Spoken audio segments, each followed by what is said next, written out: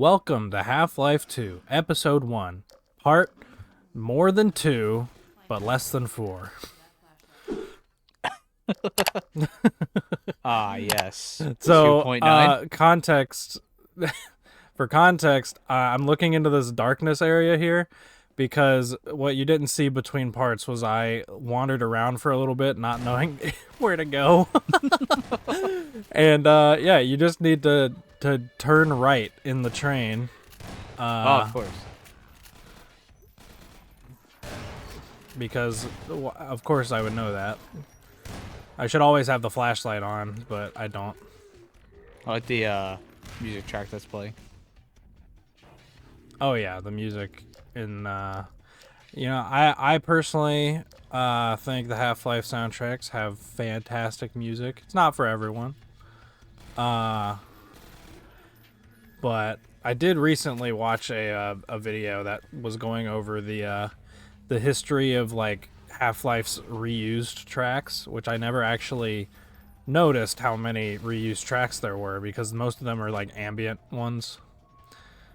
But there's like a particular stinger that they always play. It's like the quote unquote, I call it the oh shit song, because it played like immediately after the Resonance Cascade in Half-Life 1. And then in Half-Life 2 it plays and it's actually like slightly remixed. It plays when you're like exploring an area that's like been completely devastated. So you're like, oh yeah, so this is what fucking happened to the world. And yeah, they even do that shit in Half-Life Alyx, which is surprising because that's a completely different composer working on that. So I mean, different composer or not, they still are part of the series, so yeah, I feel like there's certain audio conventions that it gets followed amongst every game. yeah, and I'm sure like the people who worked on Half-Life Alyx that had worked on the previous Half-Life games were like, yeah, we use these tracks a lot, so you should probably incorporate them somehow. Though where Half-Life Alyx uses that particular track that I was talking about, it's not quite the same kind of Not the same context. place. Yeah, because it's just like it's in an area that's like pretty like fucked up. There's like lots of corpses of Combine and stuff around. But it's like the level where you encounter man-hacks for the first time in that game. So it kind of doesn't fit the same like oh shit criteria that I was talking about before. But it's still good. It was still cool to hear that song when playing. Can you not zap these guys with a gravity gun?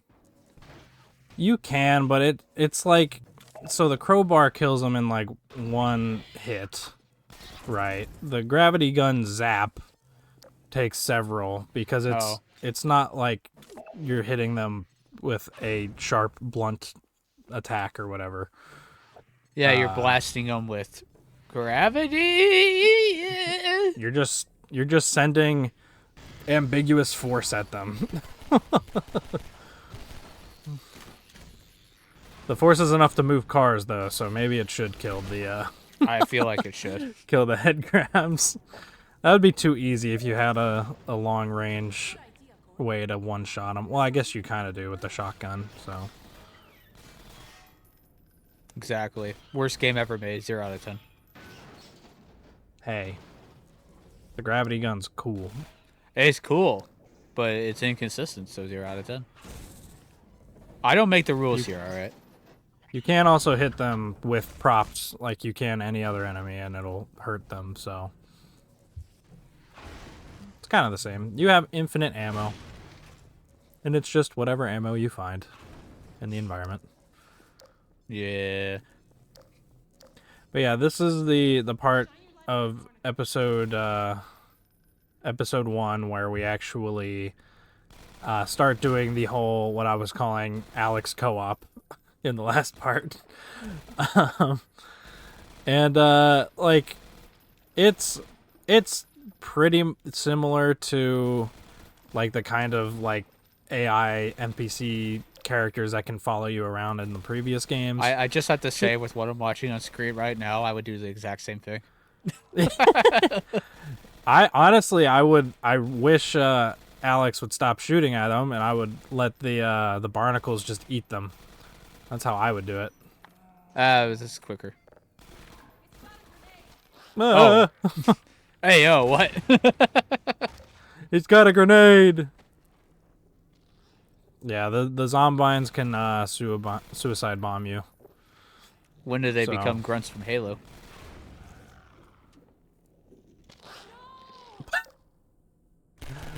That was a little extra there, Alex.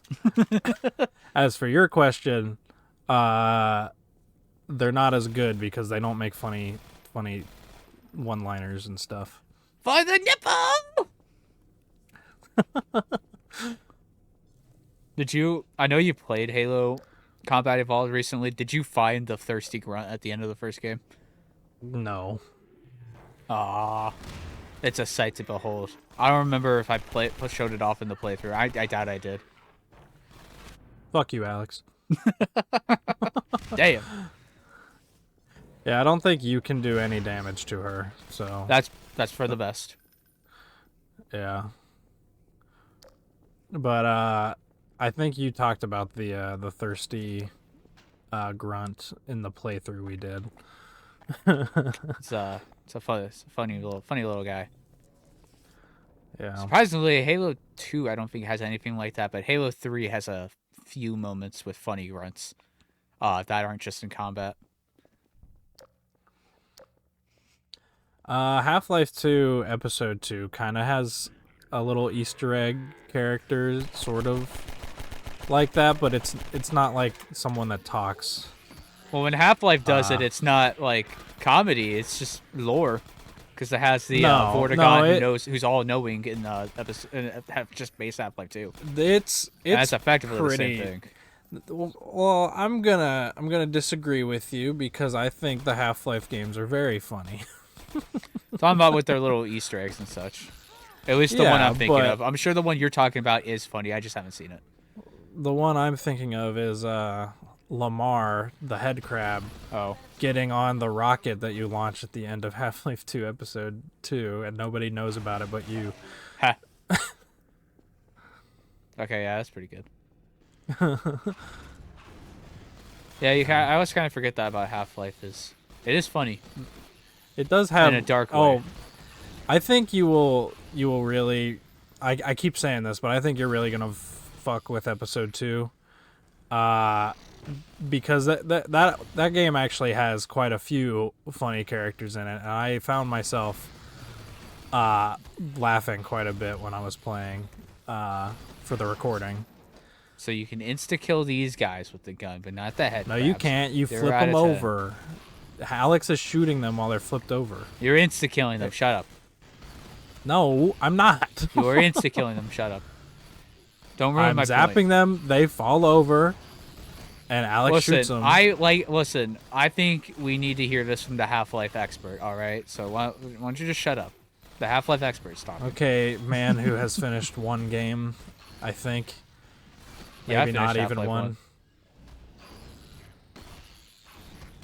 That is an indisputable fact. I finished Half-Life 1. I went with the G-Man, all right? That's the canon ending, so. So in this area, I like I said, I kind of don't play this one as much. You want to clog these antlion pits with the cars so they can't get out. But I was just staying on the first level being like, where's all the cars? Oh. you got to go up and look for some more cars. I would probably take forever to figure this out. Otherwise, they will keep coming. I think you can maybe get through this area without doing it, but it's really annoying too. Deal with a bunch of antlions while you're trying to do other stuff, so. It doesn't have to be perfect. That's good. When you cover it up. If you start hearing them clank against the bottom of it, then it's covered. They can't destroy it. No. Okay. Once you cover the pit, they can't get out of it. Even though that one that Alyx is standing next to is not really covered at all, they could totally get out. But the game says it's covered, so it's covered. Sometimes you just gotta take the hit for gameplay. Yeah, I would recommend just leaving Alyx to shoot at them. She can die, but she's not gonna die to the antlions. They're pretty weak. Do you need her for like anything up here, or? No, but she's like important to the game. It's like when in certain scenarios in Half-Life 2 where if you like crashed the car and it couldn't, like you drove it off the map or whatever, it would give you like an assignment failed text thing on your screen, and it'll count as like a death, and you'll just have to reload. If Alyx dies, that's pretty much what happens. I like to imagine instead of that they were gonna just have it drop out of the air and respawn, and then they were like, "Man, that looks so stupid. Who would ever do that?" Sega. She flies in on her little propeller bot. No, it just drops out of the air. Fully ragdolls, but then she like stands up as if nothing happened. That in the car. Hey, Gordon. Sega saw the prototype for this and thought, perfect. Problem solved. We can make Sonic 06, guys. I want a game that is basically this, but it's it's with Dog instead of Alyx. I want the game where Dog is your companion throughout the whole thing. Which apparently that was one of the prototypes for an Alyx VR game. So I'm afraid of Dog now after he killed me. Dog is the best. What are you talking about? Alyx, move. Thank you. That live stream traumatized me. It traumatized me more watching your gameplay. Oh, it wasn't that bad. I think you theoretically were going faster than I would in the canal level because you just don't stop for as much things as I do. But, nah. I think it was perfectly fine gameplay for somebody who doesn't play these games. Yeah, but, like, you play shooters, you should be better. I play shooters. I never said I'm good at them. I'm good at specific shooters. I watched your Doom gameplay. You're not bad at shooters. That depends on the shooter. Well, this is theoretically an easier shooter than Doom, so...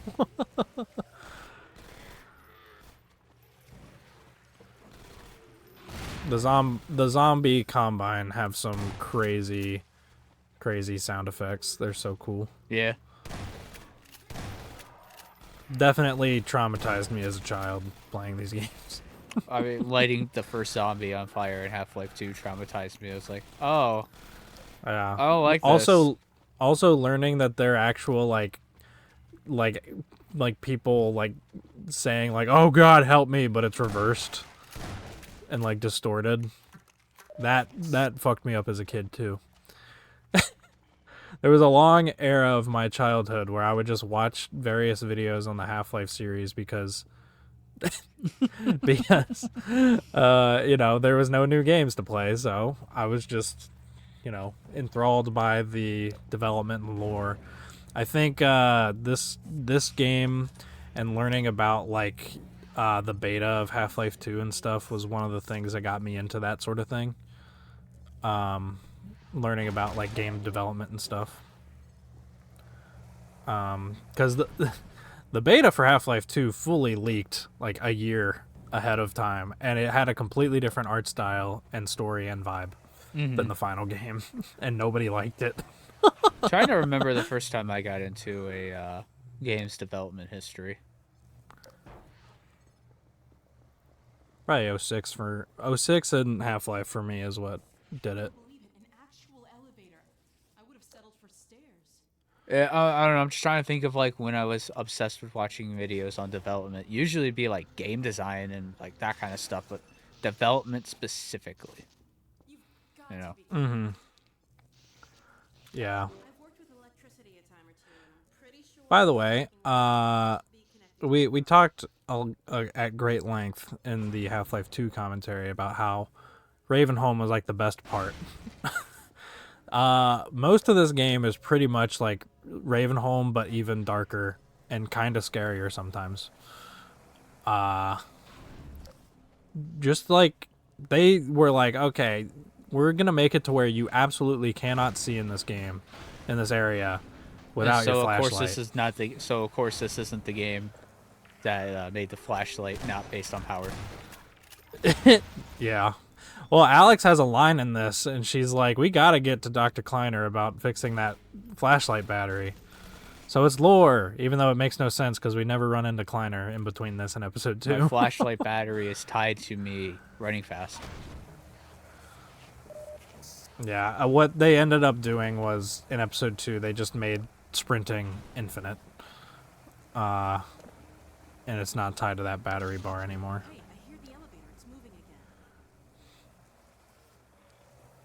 I recommend if you are at full health and you find more health items, I recommend chucking them back toward the elevator Yeah. for the sequence. Because we gotta wait for the elevator, so you know what that means. More enemies, yay! And not just these, we get it's Left 4 Dead again. The fast head crab zombies are back too. Those fucking terrifying things from Ravenholm. Oh god, a tank's coming. And a witch! Spitter!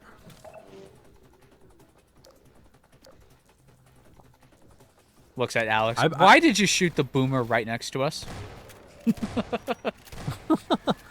She would too, her AI. She would be like, she's like, it's the closest enemy, would. so. Bitch! Oh, that was satisfying. Explosions are surprisingly large in this game to give you damage. Like, my goodness. Yeah. And it hurts that they give you so many explosives in small environments. I don't think I've ever played another shooter where the like explosive barrels and stuff are more satisfying than Half-Life 2. Even Half-Life Alyx, I don't think they have as good of a punch to them. I mean, in a way, Doom Eternal, but mainly because you can make it so they explode and give you ammo, which is so helpful. But yeah, that's more of like helpful for gameplay. I'm just talking about like the punchiness of the sound effect and how like all of the ragdolls go flying when they get exploded in this game. Just have very specific explosion sound effect. I have a soft spot really for satisfying. The explosive barrels in World at War Zombies, but nowhere near this quality. Mm-hmm. And it's surprising too that Alyx didn't get that right. I really need to get to a COD game to record. Yeah. It'll happen. Get ready for it. I would be down to experience a COD campaign or whatever. We do it the right way. We start with COD 4. I have heard nothing but good things about some of the Call of Duty games. Me personally, I'm not entirely sure which Call of Duty games are supposedly the good ones. I just know that some people are really, really attached to certain Call of Duty games. COD 4 is one of those. Okay. That's Modern Warfare. I was trying to get the valve off the wall. That's not what you're supposed to do. Damn. Yeah, I should have edited that in every time it's a valve puzzle.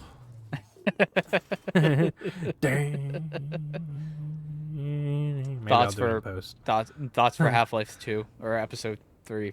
Episode 2, my bad. Fuck. Episode 3, what's that? I don't even know what 3 means. We are in Half-Life 3 right now. Kinda. But no, it's just Half-Life 2 Part 2.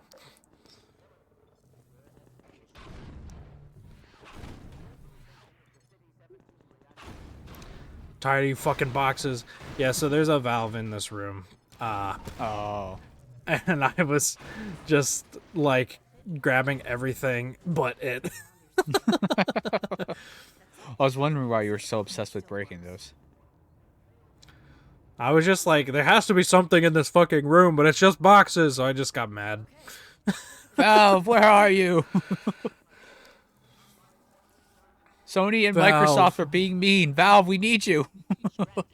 Nintendo's Valve, sucking release- again.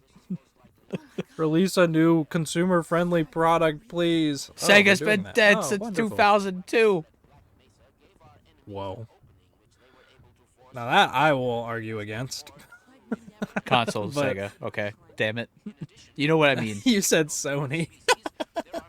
I didn't know what I you said meant. Sega. I thought there are some people that genuinely say that about Sony, who are like, well, after the PS2, it just wasn't worth it. Okay. Which is crazy because there are still some great games on the PS3 and and the the PS4 PS4. and the PS5. Less so on the PS5. But there are still games on the PS5 that are worth playing. Like Astrobot.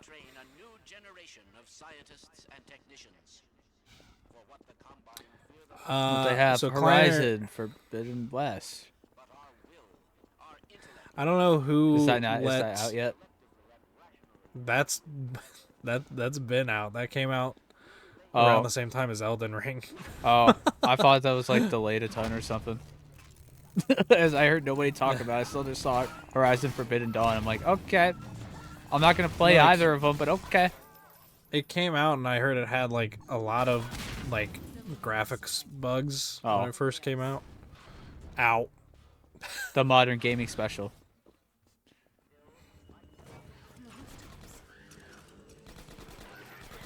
Oh shit.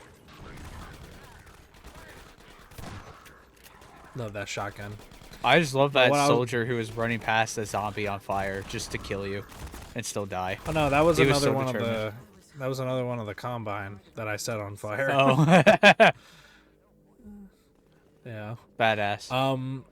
I don't know whose idea it was for Dr. Kleiner to be the one to give the motivational speech to everyone after the Combine facility got taken down.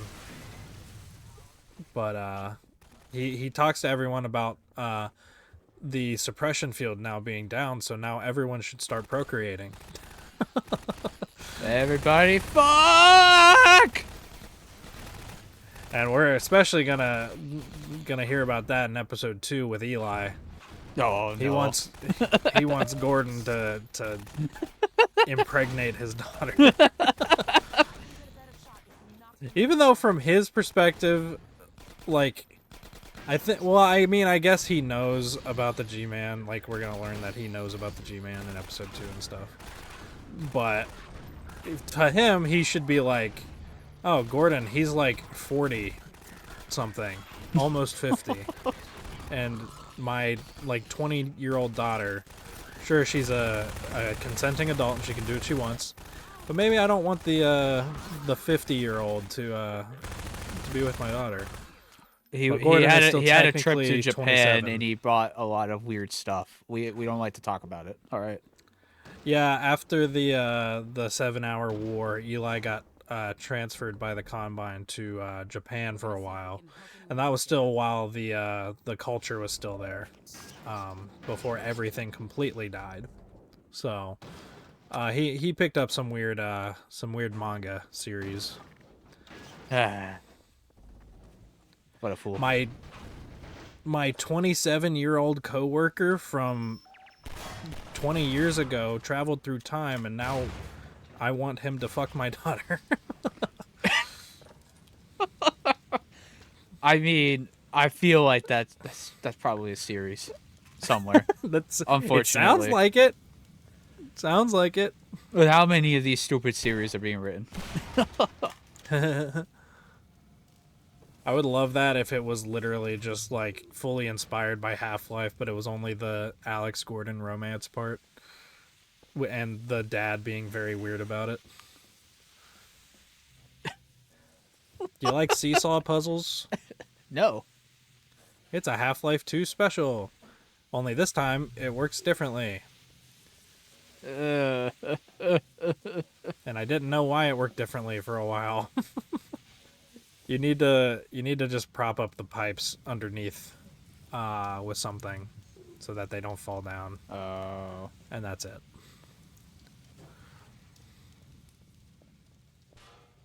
But I'm here being like, oh, it's a seesaw puzzle. So I put a bunch of stuff on the back of it, and it'll work.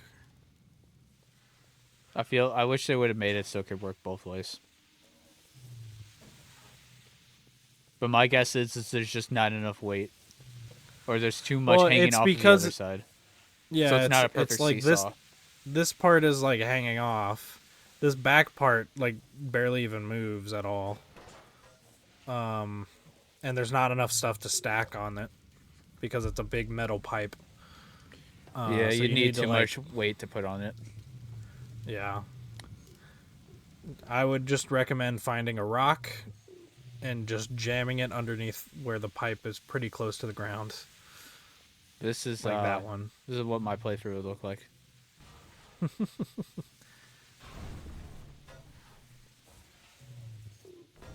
Trying to get it perfect. Trying to get it perfect. It doesn't need to be perfect, but you know. Oh my goodness. I'm doing it.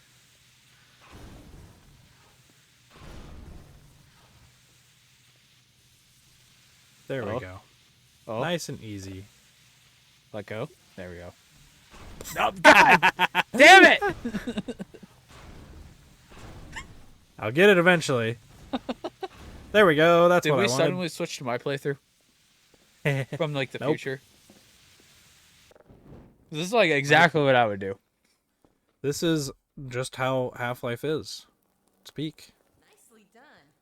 Let's head upstairs. You didn't even do anything. You really put that rock under that pipe, Gordon.